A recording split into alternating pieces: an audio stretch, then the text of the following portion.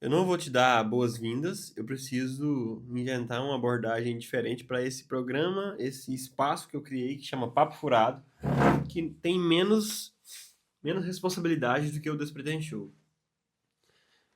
Se você não conhece o Despretend Show, eu sugiro que você não pesquise.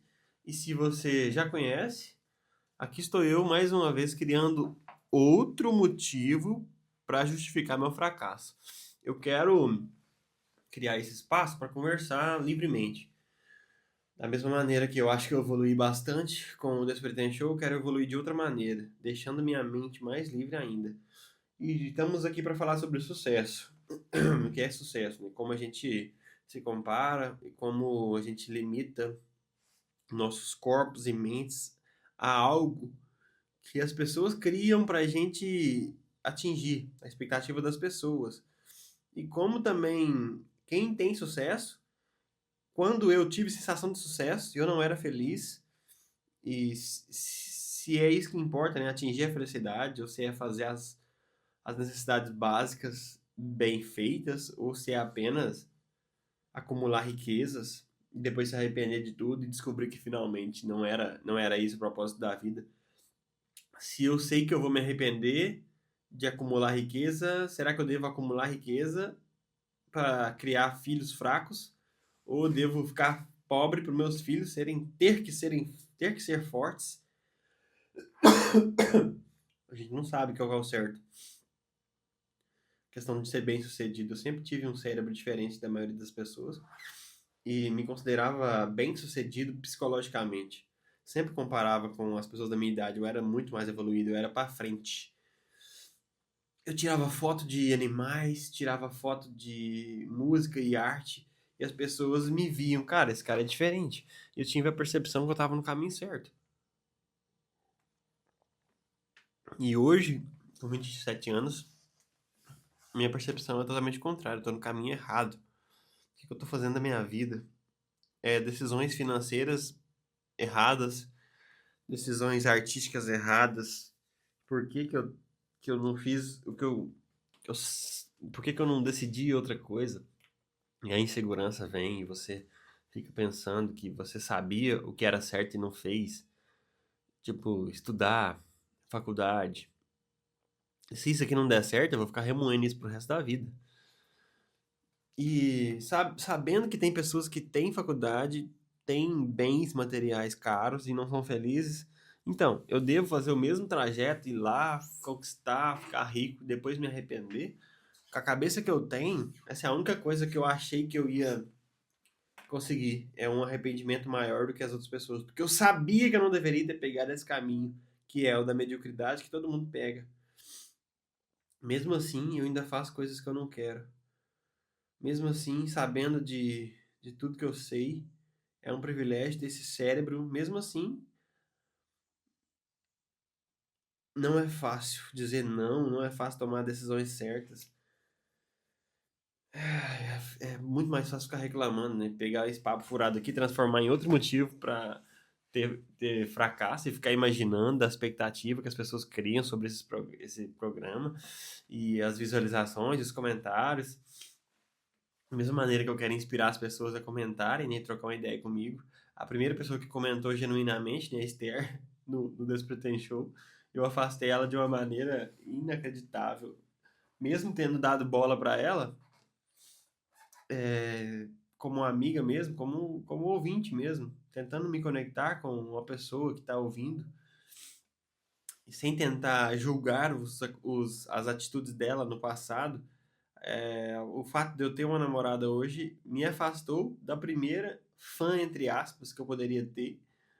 E é engraçado, porque eu aprendi a rejeitar os fãs. Eu aprendi a rejeitar a ideia de ter alguém que me idolatra, entendeu? Então, eu não sei se foi a melhor decisão que eu fiz ou a pior. É afastar, de certa maneira, com palavras ou com atitudes, essa pessoa que gosta do que eu faço, sem ter um vínculo emocional comigo. E é engraçado. Até minha mãe escutava os programas. Alguns dos meus amigos, eu tinha, sei lá, 30 visualizações recorrentes.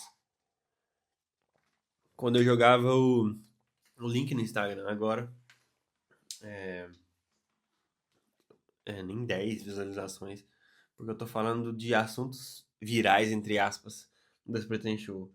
E se a gente chegar aqui no YouTube e for ver quantas visualizações que eu tenho, eu só consigo pensar, né? Por que que as pessoas não estão vendo? Por que que não estão entregando o meu vídeo? E é engraçado. Você criar motivos para você se frustrar, criar expectativas, ou você tem que ficar fora da bolha e confortável. O que que você tem que fazer? Por exemplo, eu escrevia músicas com a expectativa de fazer sucesso. Aí eu comecei a falar, não, não tem que ter expectativa, eu tenho que escrever o que eu quero. E mesmo assim, eu não fiquei confortável. No fundo, a gente busca aprovação, então, no fundo, o que eu quero é fazer sucesso. Só que você não faz o que você faz direito. É muito louco, mano, você ficar buscando isso o tempo todo e ficar com a expectativa do criador de conteúdo famoso, sendo que você não é famoso, você tem que só criar. Então, sua mente não fica livre para criar enquanto você cria a expectativa e fica ali remoendo. Então,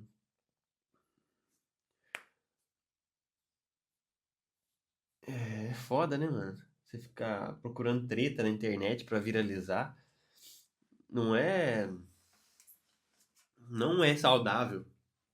A gente sabe que não, mas é divertido às vezes. E fica procurando assuntos quentes, pautas quentes, mesmo sabendo que não é o certo, fazer essas pautas frias nesses programas, por exemplo, esse papo furado que eu tô criando, é justamente para mim não precisar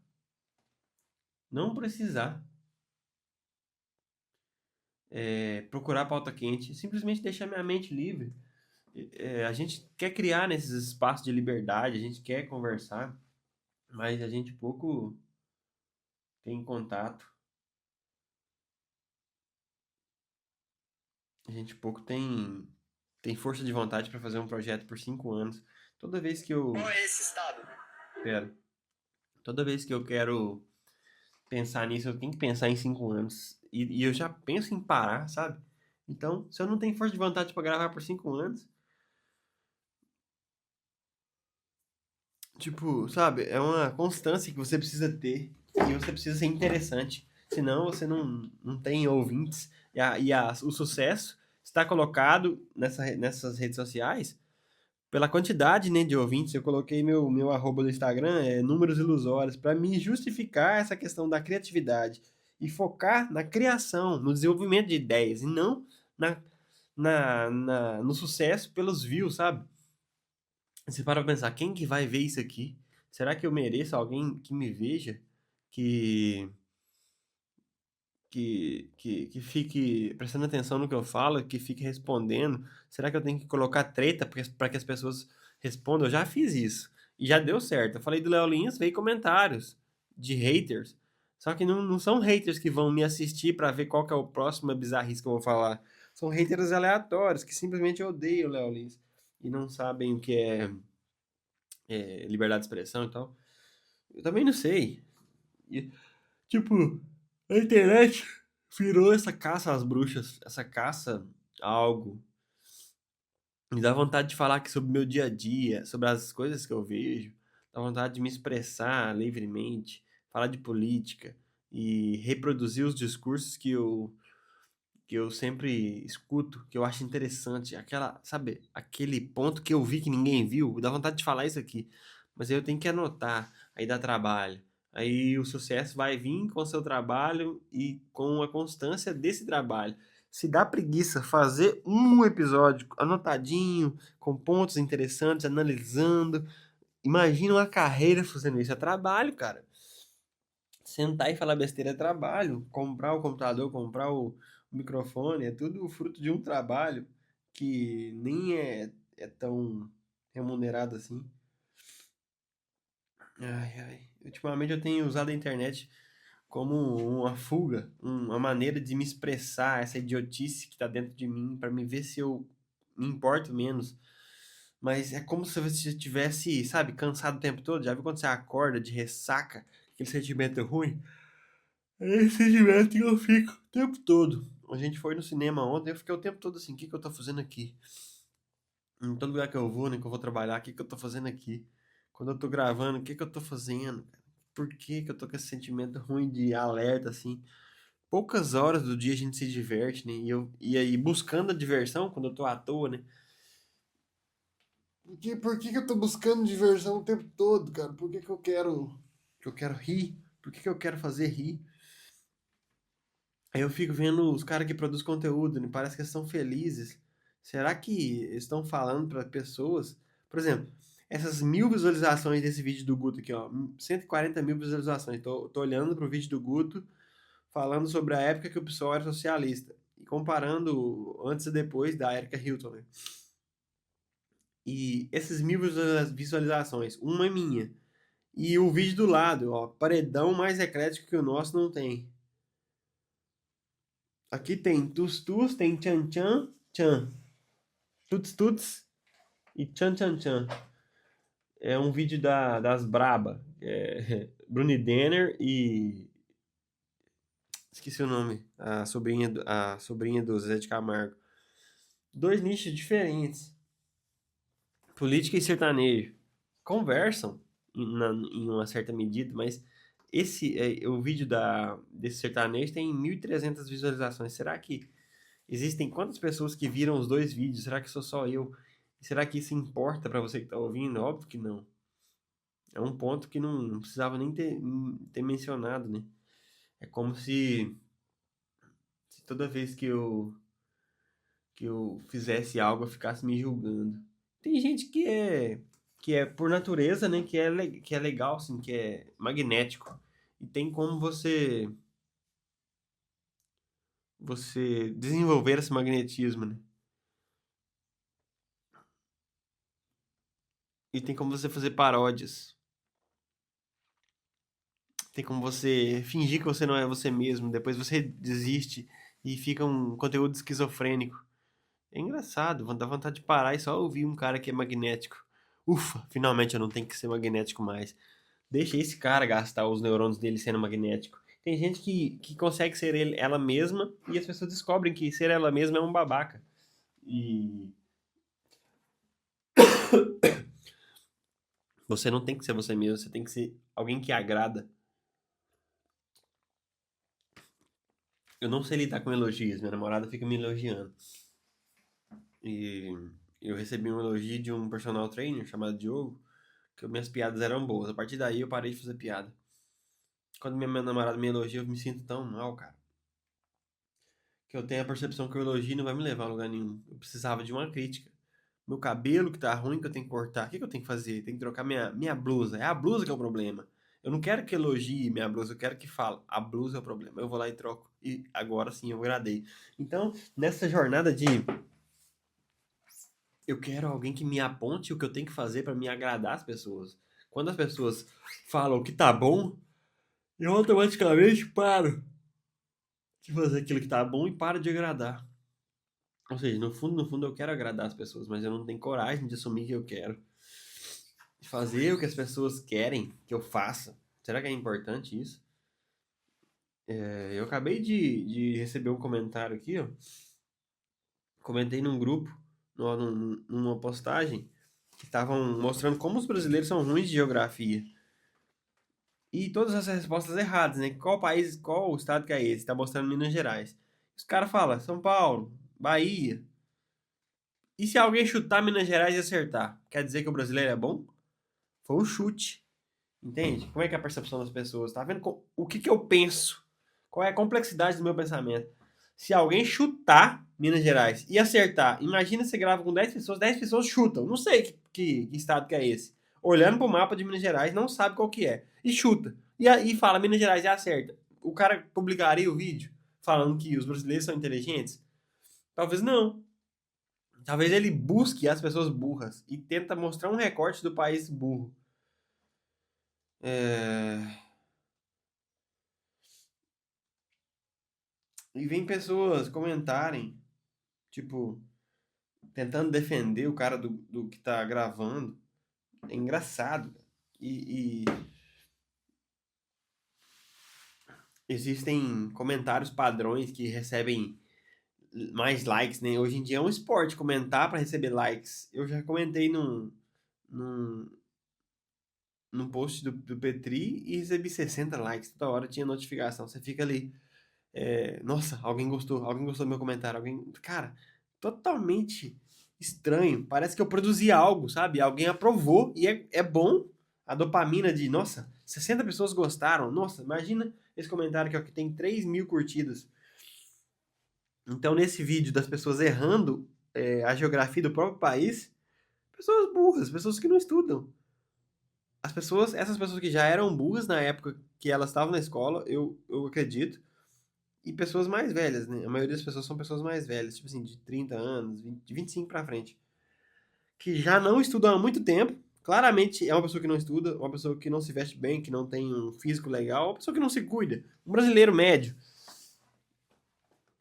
Essa pessoa provavelmente não sabe sobre geografia, não conhece o mapa do Brasil. E ela erraria. E as pessoas que fazem essa pergunta normalmente são as pessoas que errariam. E a pessoa que faz a pesquisa vai direto perguntar para a pessoa que erraria. Então eu não sei se essa pesquisa é legítima, se pode confiar nessa pesquisa, sabe? Isso é um vídeo. E analisando esse vídeo, aqui ó, eu digitei, eu escrevi. Quem garante que não mostrou o estado errado? E alguém me respondeu. O cara viu o mapa e saiu acertando os estados do sul. Subindo para o sudeste, acertou São Paulo. Ele sabia os estados do sudeste, mas não sabia a ordem. Como que o mapa está errado? Você realmente não acredita que as pessoas sejam realmente burras? Alguém me fez uma pergunta, então vamos responder ao vivo. Porque o cara respondeu na resposta da pergunta do vídeo, Distrito Federal e Venezuela. Isso me assusta. Me faz pensar se os caras são burros ou foi manipulado. Eu respondi isso. E tem um cara no final que responde, né? Você realmente acredita que as pessoas sejam burras? Tipo, eu odeio brasileiros e eu tô tentando defender os brasileiros agora. Você se perde nos argumentos, você não tem uma posição definida. O fato de você estar em cima do muro te deixa nesse limbo, né, de opinião. Você nunca sabe o que fazer, o que responder e fica realmente perdido. Existe a expectativa de criar conteúdo sobre algo, né? E você vai ficando perdido, porque você não define um tema, você não consegue, por exemplo, tirar sarro de tudo. Eu sempre gosto de tirar sarro na vida real. Tava conversando lá no posto com a avó de um primo meu, que, que a gente tava falando sobre moradia e tal. Aí eu falei, você não tá me reconhecendo não, né? Eu comecei a conversar com ela como se ela me reconhecesse. Aí eu falei, é o cabelo e tal. Parecendo mais com a minha mãe do que com meu pai. Eu tirando sarro falando de mim, falando que eu tô feio e tal, por isso que ela não reconheceu. Puxei mais a figura do meu pai e tal, brincando, né? Essa questão de autoestima sempre revela nessa hora, né? Tem gente que não consegue falar que é feio, tem que falar que é bonito. Ah, puxei meu pai, bonito de jeito e tal, pinta, boa pinta e tal. Será que isso mostra a fragilidade? Porque se alguém me xingar de feio, eu não vou ficar mal. Mas essa pessoa que fica se elogiando, ela vai ficar mal. Às vezes eu sinto que eu não elogio minha namorada tanto que ela merece, tanto que ela precisa. Porque, no fim das contas, ela não vai saber se eu quero elogiar ela ou não. Se eu elogiar ela o tempo todo, o tempo todo, o tempo todo, falar que ela tá linda, tá linda, tá linda, tá linda. Ela nunca vai saber se ela é linda ou não, do meu ponto de vista. Eu acho que existe essa falha na questão do elogio e da autoestima. Então, eu quero mostrar que eu sou bem-humorado, que eu sou legal, que eu sou a pessoa certa, que eu sou. Tipo assim, você tem que escutar isso, porque eu sou brilhante, eu falo de todos os assuntos. Tipo assim, existe a expectativa minha comigo mesmo de falar certo e ser legal e ser o locutor, o cara que entrega as frases, entendeu? Eu acho que eu tô cometendo um grande erro. Esse papo furado era pra ser para ser um papo mais furado, menos de mim e mais de temas, sabe? Por isso que eu tenho que selecionar o tema, por exemplo, falar de Neymar. Eu cascar o bico do Neymar aqui. Encher o saco do Neymar. E não é isso que eu quero fazer, mas eu acho que, entendeu? A expectativa que eu tenho é que isso vai dar certo. Eu não posso ficar aqui falando besteiras, igual eu falava lá no Pitangui. Saía lá pra falar, a vida, meu patrão, sei que tem. Por exemplo, falava muito mal da empresa. Uma das coisas que me libertou, cara. Falar mal do Luiz Fotógrafo. Falar mal do Luiz, da pessoa do Luiz. Falar mal do gerente, o Fernando. Falar mal do Wagner. Sem falar o nome deles. Eu tô falando aqui o nome deles. Por que falar mal? Porque eles não desempenhavam um papel que eu achava que era certo. Por exemplo, meu pai aqui, na empresa do meu pai, que é vender verdura, eu não acho que ele seja um melhor patrão. Ele não respeita os funcionários, que é eu e minha mãe. Tipo assim, não trata a gente como a gente gostaria de ser tratado. Tipo, sabe? Então, se meu pai é um péssimo patrão, se meu pai tivesse uma empresa chamada Luiz Fotógrafo, meu pai seria um péssimo patrão. Atrasaria salário, não respeitaria os horários, sabe? Como o padrão faz lá na empresa. Todo mundo reclama por ser arrogante e tal. Ou seja, talvez eu seria esse patrão horroroso. Então, a gente fica assim, julgando as pessoas, será que eles merecem? Mas o fato é que todo o estresse que a gente passa e tal, o lucro vai pro bolso do patrão, né? Então, no fim das contas, a gente tem o direito de reclamar, porque se o cara vai reclamar, ele vai reclamar com o bolso cheio de dinheiro. A reclamação dele é ruim, porque ele é privilegiado. Ele vai reclamar com o dinheiro no bolso, com o privilégio de ser o dono, de receber todo o dinheiro. E a gente vai reclamar do ponto de vista do trabalhador. Então, a gente tem direitos e ele tem que garantir. Por isso que a gente se acha no direito de reclamar. E eu vou comparar, depois eu vou voltar pro posto. Comparar o trabalho aqui em casa, por exemplo. Que é meio arcaico, né? E quando a gente descarrega o carro, por exemplo, eu acho que eu não precisava ajudar. Aí, às vezes eu fico lá, né, tentando ajudar a descarregar, mas é pouca coisa. Como o dia de quinta, a gente faz feira na terça e quinta, minha família. E chega na quinta, é menos do que a terça, entendeu? Porque o melhor dia é a terça. Então na quarta, a gente descarrega e ajeita as coisas pra quinta. Na segunda pra quarta. E hoje é quarta. Eu fui no médico. Só tô contando a perspectiva pra atualizar. E aí, na hora de descarregar, eu percebi uma coisa que eu sempre percebo e eu nunca falei pra ninguém. Eu acho legal falar. O quanto o meu cérebro age numa cooperação na hora de descarregar. Uma coisa mais eficiente, sabe? Da vontade de inventar algo que nunca ninguém pensou sobre descarregar um carro. E eu não quero descarregar. Eu não quero fazer força, não quero entortar a coluna, não quero pegar peso. Eu quero aumentar a eficiência. Olha a minha cabeça. Como que eu não posso ser um peão, entendeu? Com essa cabeça. Eu não consigo trabalhar em qualquer lugar se tiver essa cabeça. Ao mesmo tempo que quando eu trabalhava no fotógrafo, na hora de descarregar, na hora de carregar o estoque, eu era o único que tinha a força necessária e a agilidade e a disposição para fazer o trabalho. Tanto que eu ficava responsável pelo estoque e nunca ganhei nada por isso. Por isso que eu ficava chateado com o Luiz, porque não me dava a grana para pagar o serviço extra que eu fazia. E toda vez, olha o paradoxo. Eu era pro-eficiente o suficiente de ninguém me pedir para ir lá fazer o serviço extra e eu só fazia, calado. E eu ficava, um dia alguém vai me ver, um dia alguém vai me notar. E nunca falava para alguém, ó, gente, eu tô fazendo serviço extra aqui. E quando eu falava, né, com um colega de trabalho, eles falavam, você é trouxa, né? E eu me sentia pior. Eu continuava fazendo, me sentia pior e vontade de sair. Eu não tinha coragem de sair. Aí eu comecei a gravar, falar mal da empresa. Tipo assim, um sentimento gerou o outro. E eu ficava assim, eu tenho que falar pra alguém, não posso falar só pra minha mãe, eu tenho que falar pro Brasil. Eu ficava na expectativa, será que o Wagner tá escutando isso aqui? Será que o Luiz tá escutando isso aqui? Tem um filho, Luiz. Ele pode escutar, porque ele é mais internet, tá? O Luiz não ia escutar meu podcast. Aí um dia eu falei, né, lá na sala de reunião, que eu tinha um podcast. Aí eles, não, parabéns, tal, legal. Aí eu peguei até o tecido, tá aqui atrás de mim o tecido, pra gravar, pra decorar a parede, nem pra poder gravar os episódios em vídeo, porque eu gravava só em áudio.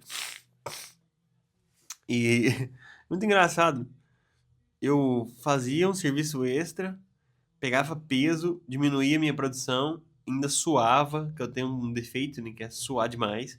Eu aumentava minha carga de suor, entre aspas, assim. Eu me sentia mais desconfortável, demorava tipo meia hora pra voltar à minha produção natural, porque eu ficava suado e com a mão suja e ficava, nossa. E a minha sala era a única sala que não tinha ventilador. E eu era o cara que precisava do ventilador, porque eu tenho um problema fisiológico de glândulas sudoríparas descontroladas. Eu fiz cirurgia. Eu nunca falei isso. Eu era vítima e nunca expus os meus problemas. Eu não tinha coragem de buscar meus direitos. Ah, eu tenho que ter um ventilador, me coloca numa sala, senão eu não vou trabalhar não. E ir atrás, fraga, e foda-se o patrão. E eu só inventei uma desculpa que eu ia viajar para os Estados Unidos e eu não ia poder mais. Mesmo assim, eu pedi conta com com 6 meses de antecedência. E fui enrolando, enrolando, enrolando. Chegou nos 6 meses, eles pediram pra eu ficar mais um. Eu falei, não, cara, me dá alguma coisa. Eu faço tudo que eu faço. Sou, eu era o cara que mais produzia quando eu saí. O número mais alto de produção é meu, vocês precisam de mim. Tipo, e vocês vão deixar eu pedir conta depois de tudo que eu fiz, sabe? Aí é uma prova que o mundo tá nem aí pra você, cara. Você não é especial. E você acha, por exemplo, que falar coisas bonitas te torna um cara querido, né? Aí só aumenta a sua indignação, por exemplo. Você fala coisas belas. Ai, o mundo é maravilhoso, gente. Bom dia, bom dia, bom dia, bom dia, meu povo. Como é que tá tudo bom com vocês? Esse cara, camarada, sabe? Que convence só as velhinhas. Ele não convence um adolescente. O adolescente não curte. O adolescente sabe que isso é falsidade. Aí eu descobri que eu não preciso ser esse cara que agrada as pessoas. Eu posso ser o vilão e me divertir muito com isso. E eu vou dormir alguns dias pensando, não, cara, será que eu tô sendo vilão? E depois eu começo a rir. Imagina, cara, eu tinha medo de ser vilão e agora eu tô querendo ser vilão na vida das pessoas. Eu tive prazer em ser o vilão da história quando eu saí do Luiz Fotógrafo.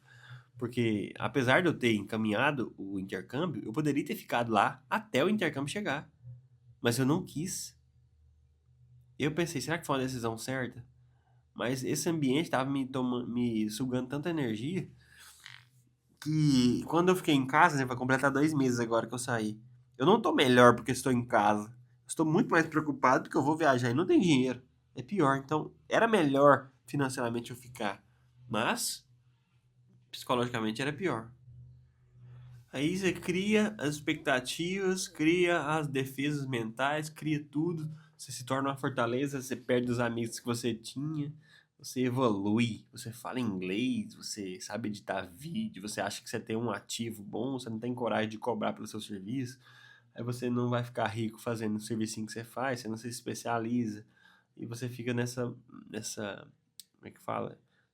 Rodando em círculos na vida e não decide o que fazer, porque sua mente é muito poderosa e você não consegue ter a humildade certa de só aceitar que você é burro. Só porque você pensa diferente, você não é melhor que ninguém. Você sempre pensou isso, mas agora você teve coragem de assumir. Não, eu acho que eu sou melhor que alguém. Eu mereço. É essa humildade que você tem que perder. Eu mereço ganhar um preço justo e parar com essa humildade de, ah, não, não vou cobrar o que me devem, não. Sabe? Cara, você tem que começar a cobrar, começar a falar não. As pessoas têm que começar a entender que você tem uma personalidade forte e você não quer a companhia dessas pessoas ruins. São pessoas ruins, cara, que te chamam pra fazer as coisas. Você não quer ir, você fala que inventa uma desculpa. Uma coisa que eu quero inspirar você é realmente te dar essa perspectiva de que você não tá sozinho, como eu sempre tive. Eu queria que você confiasse em mim, para se abrir de uma maneira diferente. Ou seja, contar problemas que talvez ninguém queira escutar. Eu queria criar aqui um canal aberto, sabe, para diálogo. E aí eu vou tirar uma hora por semana para ler isso e voltar no programa, gravar de novo e te fazer um pouco de companhia, sabe? Que as pessoas estão muito longe uma das outras. Elas querem reclamar, por exemplo, no meu trabalho, eu queria reclamar o tempo todo. Em casa, eu reclamo da minha mãe, reclamo do meu pai, sabendo que as pessoas fazem o melhor que elas podem. Porque se elas pudessem fazer melhor, elas estariam fazendo. E a gente fica só cobrando, sabe? Talvez você tenha um ambiente tóxico, onde pessoas não te incentivam. Eu queria escutar e te dar um norte. Eu queria que você, um exercício legal, digitasse nos comentários essa interrogação gigantesca na sua mente, que seja uma palavra só, e eu vou analisar e te dar um feedback. Que seja te xingando ou te elogiando. Para você ter uma interação com o mundo, além daquilo que você acha que é uma barreira. Aí outra pessoa vai ver você comentando, vamos gerar essa positividade. Outra pessoa vai ver você comentando e ela vai se sentir segura de comentar. E aí, se você vai dar crédito pro meu canal para mais pessoas comentarem, aí a gente vai construir algo em cima disso. E a gente vai arcar com as consequências. No final das contas, eu queria conversar com você, mas eu só tenho eu para conversar. Então a única interação que a gente pode ter é o comentário. Eu descobri isso recentemente, que o comentário é uma fuga pra gente desabafar. Porque a gente não tem psicólogo, a gente tem problemas e não tem quem que trata da maneira correta. A gente desaba nos comentários. E é uma maneira da gente, sei lá, se tratar. Mas eu quero um ambiente tóxico o suficiente pra gente poder ter senso de humor. Eu quero um ambiente saudável o suficiente pra gente poder desabafar coisas profundas, tipo assim, que sejam relevantes mesmo, sabe? Não só coisas desnecessárias. Eu criei o grupo do Influenciagem. E lá a gente conversa. Eu acho engraçado, porque eu sou muito sincero lá, sabe? Eu tento provar pros caras que estão lá que eu sou inteligente. E nos meus vídeos eu faço o contrário. E às vezes eu me perco. Simplesmente não sei o que fazer. Quem que eu tenho que ser? Se tem que levar a sério ou não. E as pessoas não entendem. E é engraçado. E aqui as pessoas vão me conhecer. Por exemplo, eu sou o cara que faz piadas de humor ácido. Eu sou o cara que tem empatia, uma empatia muito grande. Na mesma pessoa, os dois extremos. E eu sou a prova de que você não deve escolher um lado só, ficar em cima do muro, direita e esquerda. A gente é uma mistura. Quando a gente se limita a acreditar em algo, aí que a gente fica estranho, sabe? A pessoa que escreve no status, na bio, sou negro. Tipo, o que é ser negro? Você tem que abraçar várias causas quando você é negro. Você não pode discordar. Você não pode ser racista? Será que o negro é livre para ser racista? Entende? O negro pode ter ódio de asiático e ele é racista. Porque talvez um asiático me fez mal. Ou fez mal ao negro, né? Eu não posso me chamar de negro, né? Meu cabelo é enrolado. Mas não é tão enrolado assim. Sua pele é morena, mas não é tão morena assim. Então você não pode ser chamado de negro, você não pode ser gordo, você não pode dar palpite, você não tem lugar de fala, sabe? É tudo estranho. E a gente vai desenvolver uma abordagem aqui diferente. Eu vou tentar desenvolver essa abordagem ao longo do tempo, né? Então não tem expectativa sobre isso aqui. A gente vai construir juntos. Por isso que é importante, cara. Ah, não. É importante, tipo assim, o comentário construtivo. Cara, muita besteira. Ou pouca besteira. Não gosto da besteira. Odeia besteira. Só que você não tem coragem de comentar. Aí minha cabeça fica brigando. Não, mas não tem ninguém ouvindo. Tô falando pra quem? Entende? Eu quero falar pra alguém. Eu quero ter atenção. Eu quero que as pessoas descubram o quão inteligente eu sou e o quão burro eu posso ser se eu quiser ser burro. De propósito. Pra provar que eu sou inteligente, pra ser burro. Entendeu? Eu quero ser seu cérebro não consegue decidir se você tá sendo burro, mas você quer ser inteligente. Então, entende? Você quer fazer coisas relevantes, você quer consertar atitudes da população. Eu conversando com o médico hoje, ele fica impressionado com a. Porque a expectativa dele era baixa, né? Só um menino. Ele veio com um livro. Ele me perguntou sobre o sistema de saúde. Caramba. E eu olhando pra ele, cara, esse brinco aí, mano, isso é muito gay. O cara tava com um brinco. E ele, vendo a minha sensibilidade, ficando impressionado, né? Dá pra ver na reação. Será que ele acha que eu sou gay porque eu sou sensível? E se seus demônios começam a conversar ali ao vivo com os demônios do médico? Cara, eu nunca vi um cara. Aí você sabe, né? Quando você se mostra sensível pra alguém que é sensível, a pessoa te enxerga mais belo. E eu tava arrumado. E a gente começou a falar de sexo, né? Porque era falar de doenças. É constrangedor falar de sexo com pessoas estranhas. Mas é um médico. Aí você fala, mas é um médico gay. Mas eu tô julgando ele pelos brincos. Mas um homem não usaria brincos. Tipo, 7 brincos na orelha. De florzinha e de lua. Caralho, um homem não pode usar brinco de flor. Caramba, cara, que sociedade que a gente vive. Mas a sociedade era pior antigamente, então a gente tem que ser grato por essa sociedade ser tão evoluída. E a gente brinca com estereótipos. E eu admito que eu sou homofóbico e racista, porque existe isso dentro de mim.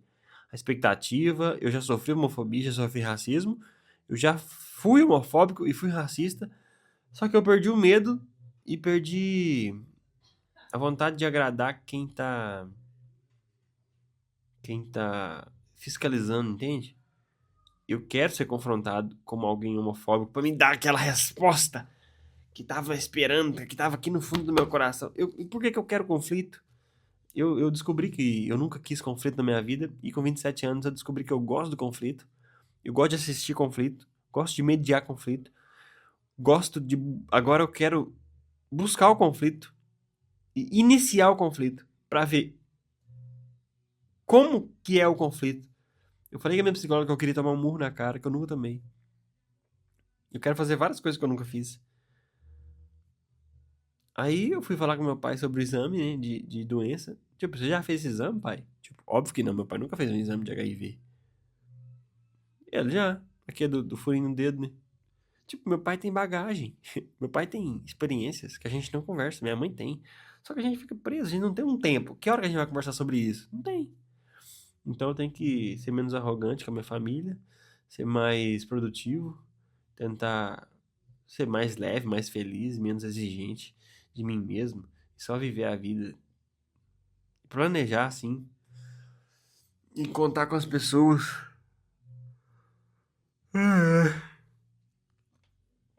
Esse foi mais um, foi o primeiro papo furado, sem norte, sem expectativas, né? Tentando justificar meu fracasso aqui também no papo furado, mas de uma maneira diferente, mais livre, olhando pro nada. Eu tô olhando pro meu gravador agora e conversando com um espantalho imaginário, sabe? Tentando criar conteúdo da maneira que eu fui ensinado, né? Eu consumia isso, esse tipo de papo. Então tá tudo bem, se eu consumo e eu sou inteligente, então pessoas inteligentes vão querer. Mas não é assim que funciona, né? A gente alimenta as expectativas da gente sobre os outros. Então, essas inseguranças são sempre permeiam a nossa existência. Dormi mal, estou aqui tentando ser produtivo de alguma maneira. E só tem que finalizar. Então, vamos finalizar de uma maneira diferente, ó. Hoje é 27 de agosto, são 10h44. Esse ano tá sendo um ano diferente, nunca vivi o que eu vivi. E espero que você comente para me ver se eu estou no caminho certo ou no caminho errado. Eu só preciso de um sinal. A gente busca aprovação, mesmo falando que não. E 40 minutos de programa não me dá orgulho nem tristeza, me dá a sensação de sucesso, de concluir o programa e postar. Se você está ouvindo, eu obtive sucesso em postar o conteúdo. As visualizações e as curtidas e os comentários não é sinônimo de sucesso. Eu quero me convencer disso, pra mim continuar postando durante 5 anos. Aí a gente vê quem foi bem sucedido ou não depois de 5 anos, beleza? Obrigado por ter ouvido. Até a próxima.